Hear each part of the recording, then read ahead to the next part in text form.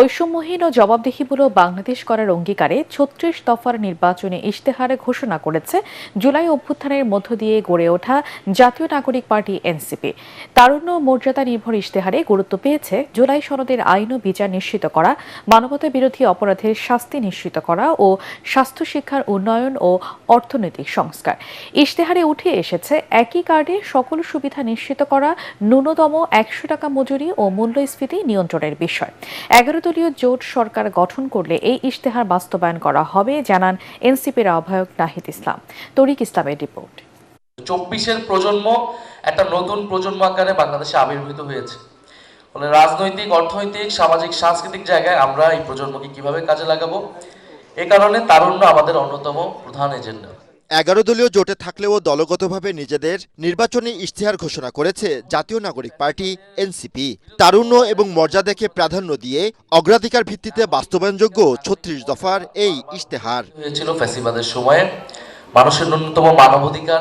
দলটির আহ্বায়ক নাহিদ ইসলাম বলছেন, ক্ষমতায় গেলে জুলাই গণহত্যা সহ বিগত সরকারের সময়কার গুম, খুন ও মানবতা বিরোধী অপরাধের বিচারে কমিশন গঠন করা হবে।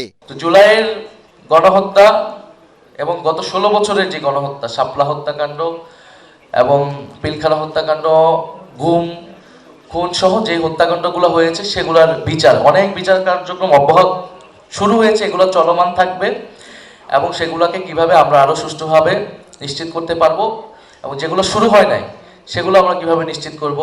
জনপ্রতিনিধি ও সরকারি কর্মকর্তাদের সম্পদের হিসাব জনসম্মুখে প্রকাশ করতে চালু করা হবে হিসাব দাও পোর্টাল। ভোটাধিকার বয়স ১৮ থেকে কমিয়ে ১৬ বছর করার প্রস্তাব করেছে দলটি। কর জিডিপি বাড়ানোর মাধ্যমে স্বাস্থ্য ও শিক্ষা খাতের উন্নয়ন করা হবে বলে উল্লেখ করেন নাহিদ ইসলাম। ৫ বছরে ৭৫% শিক্ষা প্রতিষ্ঠান জাতীয়করণ এবং উচ্চশিক্ষায় ৬ মাসের বাধ্যতামূলক ইন্টার্নশিপের কথা বলছে দলটি। ভারতের সাথে আমাদের যে সীমান্ত হত্যা, বর্ডার কিলিং ইস্যু, যেটা বাংলাদেশের সৃষ্টির পর থেকে যে সমস্যার এখনো সংকট হয়নি, আন্তর্জাতিক নদী সমূহের পানির ন্যায্য হিস্সা, এছাড়া জুলাইয়ের যারা খুনিরা রয়েছে, শেখ হাসিনা সহ যারা আওয়ামী লীগের যারা অপরাধী রয়েছে তাদেরকে ফিরিয়ে আনা, অসম চুক্তি সহ সকল বিদ্যমান ইস্যুতে কূটনৈতিক ও রাজনৈতিক পর্যায়ে সর্বোচ্চ দৃঢ় ভূমিকা নেওয়া হবে। প্রয়োজনে আন্তর্জাতিক সংস্কার আদালতে যাওয়া হবে। সাধারণ মানুষকে স্বস্তি দিতে মুদ্রাস্ফীতি ৬% নামিয়ে আনা এবং ঘন্টায় ১০০ টাকা ন্যূনতম মজুরি নির্ধারণ করার সুপারিশ করেছে দলটি। এছাড়া টিসিবি ট্র্যাকের লাইনের পরিবর্তে ডিজিটাল কার্ডের মাধ্যমে পণ্য প্রদানের ঘোষণাও স্থান পেয়েছে ইশতেহারে।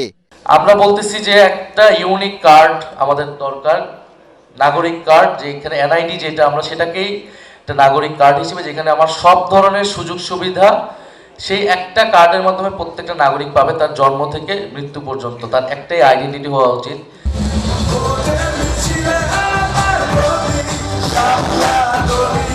তরিক ইসলাম, এটিএন বাংলা, ঢাকা।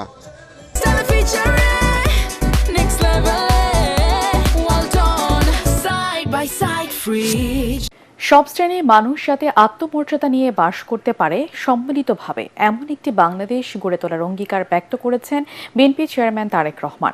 বগুড়ায় বিশেষ চাহিদা সম্পন্ন শিশু কিশোরদের মধ্যে হুইল চেয়ার বিতরণ অনুষ্ঠানে তিনি বলেন, সমাজের প্রতিটি মানুষের মর্যাদা নিশ্চিত করাই রাষ্ট্রের প্রধান দায়িত্ব। পরে বগুড়ার মোকামতলা ও গাইবান্ধার পলাশবাড়িতে পথসভায় তারেক রহমান বলেন, এলাকার উন্নয়ন বাস্তবায়ন করতে ১২ই ফেব্রুয়ারি দল বেঁধে ধানের শীষে ভোট দিতে হবে। সন্ধ্যায় রংপুরের পীরগঞ্জে শহীদ আবু সাইদের কবর জিয়ারত করেন তারেক রহমান। কামরুজ্জামান রাজীবের রিপোর্ট।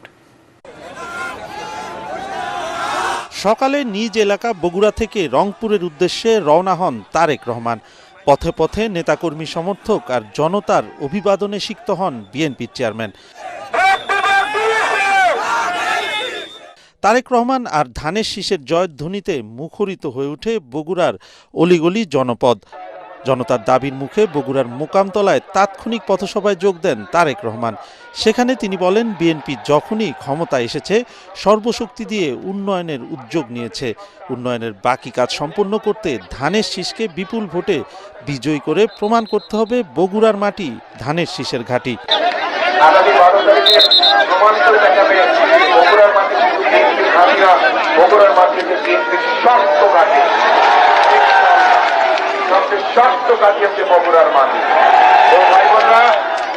আমি আপনাদেরই সন্তান, বছর পরে আল্লাহর রহমতে আপনাদের মাঝে আবার ফিরে আসতে পেরেছি। আপনাদের সকলের কাছে দোয়া চাই। শুধু বলবো আপনারা যে পরে গাইবান্ধার পলাশবাড়িতে তারেক রহমানের লাল সবুজ বাস আটকে স্লোগান দিতে থাকে হাজারো নেতাকর্মী। এ সময় বাস থেকে নেমে নেতাকর্মী সাধারণ মানুষের সাথে শুভেচ্ছা বিনিময় করেন তারেক রহমান। পরে তিনি বলেন, দেশ গড়ার পরিকল্পনা বাস্তবায়নে ধানের শীষকে জয়যুক্ত করতে হবে। এখানে দাঁড়িয়ে তো বক্তব্য দিলে পিছনে অনেক জ্যাম হয়ে যাবে, তবে এতটুকু শুধু বলবো আপনারা যে কষ্ট করে এখানে এসেছেন, সকলে একত্রিত হয়েছেন। আগামী 12 তারিখ যে ভোটের দিনও কিন্তু এইভাবে গিয়ে কষ্ট করে গিয়ে ধানের শীষে ভোট দিতে হবে। আমার বাবা আমাদের এখানে প্রার্থী হচ্ছে মইনুল হোসেন সাদিক, ডাক্তার সাদিক চিনেন তো? ইনশাল্লাহ ডাক্তার সাদিককে ধানের শীষে ইনশাল্লাহ সকলে জয়যুক্ত করবে ইনশাল্লাহ। এর আগে সকালেই স্ত্রী জোবাইদা রহমানের উদ্যোগে বগুড়ার একটি হোটেলে বিশেষ চাহিদা সম্পন্ন শিশু কিশোরদের মাঝে হুইল চেয়ার বিতরণ ও মত বিনিময় অনুষ্ঠানে বিএনপি চেয়ারম্যান তারেক রহমান বলেন, বিশেষ চাহিদা সম্পন্ন শিশুরাও নানা প্রতিভার অধিকারী, রাষ্ট্রীয় ও সামাজিকভাবে তাদের প্রতিভা বিকাশের সুযোগ করে দিতে হবে। অনুষ্ঠানে ডাক্তার জোবাইদা রহমান সামর্থ্য অনুযায়ী সবাইকে সুবিধাবঞ্চিত প্রতিবন্ধী শিশুদের পাশে দাঁড়াবার আহ্বান জানান। আমরা যদি সামাজিক অবস্থান হোক, রাজনৈতিক অবস্থান হোক, রাষ্ট্রীয় অবস্থান হোক, সকল অবস্থান থেকে যদি আমরা এই মানুষগুলোর পাশে এসে দাঁড়াই, তাহলে আমি ব্যক্তিগতভাবে বিশ্বাস করি যে বাংলাদেশ অনেক প্রতিভা বের করতে পারবে। কামরুজ্জামান রাজীব, এটিএন বাংলা। দেশের রাজনীতিতে অতীতের পরিবারতন্ত্রকে লাল কার্ড দেখাতে চান বলে মন্তব্য করেছেন বাংলাদেশ জামায়াতে ইসলামের আমির ডক্টর শফিকুর রহমান। ফেনী পাইলট উচ্চ বিদ্যালয় মাঠে আয়োজিত নির্বাচনী জনসভায় তিনি নারীদের নিরাপত্তা, যুবকদের কর্মসংস্থান, রাজনৈতিক সহিংসতা ও অপপ্রচারের বিষয় নিয়ে কথা বলেন। নারীদের বাইরে যেতে দেয়া হবে না এমন প্রচারণাকে গুজব উল্লেখ করে তিনি বলেন, ঘরে ও কর্মস্থলে নারীদের নিরাপত্তা নিশ্চিত করা হবে। সমাবেশে 3টি আসনের 11 দলীয় প্রার্থীদের হাতে আনুষ্ঠানিকভাবে নির্বাচনী প্রতীক তুলে দেন জামাত ইসলামের আমির। জাহিদুল আলমের রিপোর্টে বিস্তারিত। বারবার উচ্চারিত করেছি। চট্টগ্রাম বিভাগের নির্বাচনী প্রচারণা সফর শুরু করলেন বাংলাদেশ জামাতে ইসলামীর আমির ডাক্তার শফিকুর রহমান। সকালে ফেনী সরকারি পাইলট উচ্চ বিদ্যালয় মাঠে অনুষ্ঠিত জনসভা দিয়ে তার দিনের কর্মসূচি শুরু হয়। এতে অংশ নিতে ভোর থেকেই জেলার বিভিন্ন এলাকা থেকে হাজারো মানুষ সভাস্থলে উপস্থিত হন। বিপ্লবের পরপরই সম্ভবত সভায় ডাক্তার শফিকুর রহমান বলেন, ভোটে জয়ী হলে দেশের রাজনীতি থেকে পরিবারতন্ত্র মুছে দেয়া হবে। অতীতের বস্তা পচা রাজনীতি যেটা ফ্যাসিবাদ উপহার দিয়েছে, একনায়কতন্ত্র উপহার দিয়েছে, দুর্নীতিতে দেশকে চ্যাম্পিয়ন বানিয়েছে, ডুবিয়ে দিয়েছে, ওই রাজনীতিকে আমরা লাল কার্ড দেখাতে চাই। সাম্প্রদায়িক সম্প্রীতি ও নারী অধিকার নিয়ে জামাতকে জড়িয়ে অপপ্রচার চালানো হচ্ছে বলেও অভিযোগ করেন জামাতের আমির। যারা এই কথাগুলো ছড়ায় তারা ইতিমধ্যে টের পেয়েছে মারা কোন দিকে তাকিয়ে আছে। মাদের দৃষ্টি এখন মুক্ত নতুন বাংলাদেশের দিকে, পরিবর্তনের বাংলাদেশের দিকে। আমাদের কাছে হিন্দু, মুসলমান, বৌদ্ধ, খ্রিস্টান সবাই সমান। এই আসমানের ছাদের নিচে আর এই জমিনের বিছানার উপরে বাংলাদেশে যারা বসবাস করবে, আমরা তাদের সকলের সমান অধিকার নিশ্চিত করতে বদ্ধপরিকর।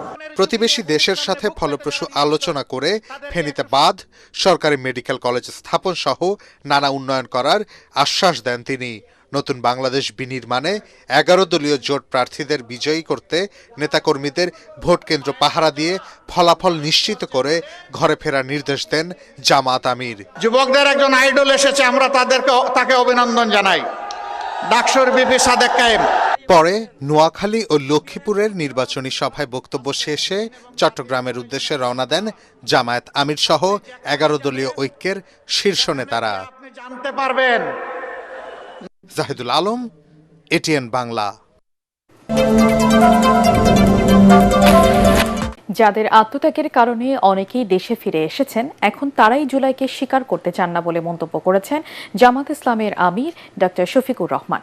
বিষয়টি লজ্জার বলেও জানান তিনি। লক্ষ্মীপুরের আদর্শ সামাদ উচ্চ বিদ্যালয়ের মাঠে 11 দলীয় জোটের নির্বাচনী জনসভায় শফিকুর রহমান বলেন, আগামী দিনে জামাত সরকার গঠন করলে দেশের উন্নয়নে কাজ করা হবে।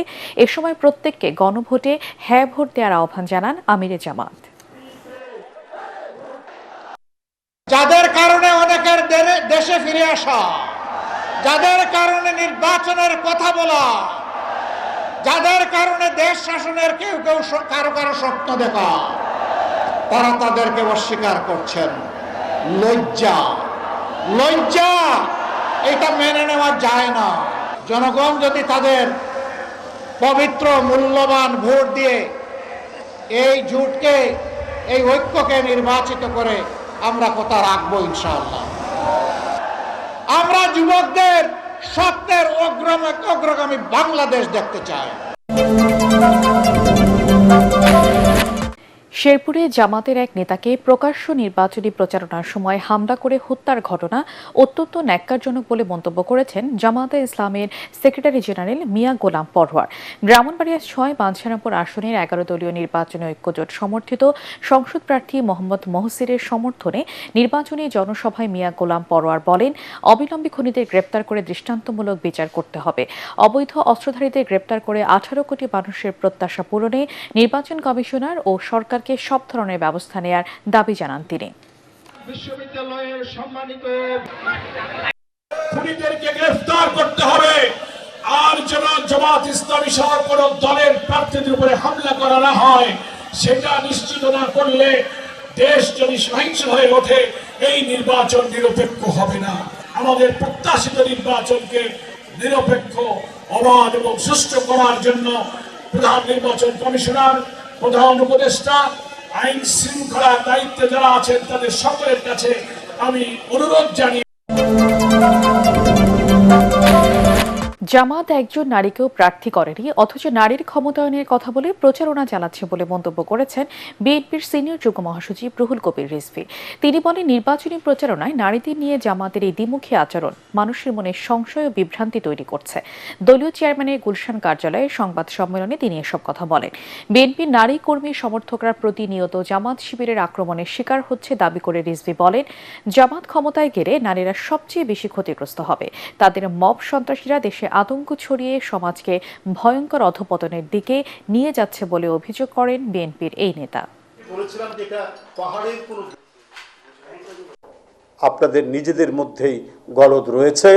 আপনারা যদি কোনোভাবেই আপনাদের হাতে যদি ক্ষমতা আসে, এদেশে সবচাইতে বেশি বিপন্ন হবে নারীরা।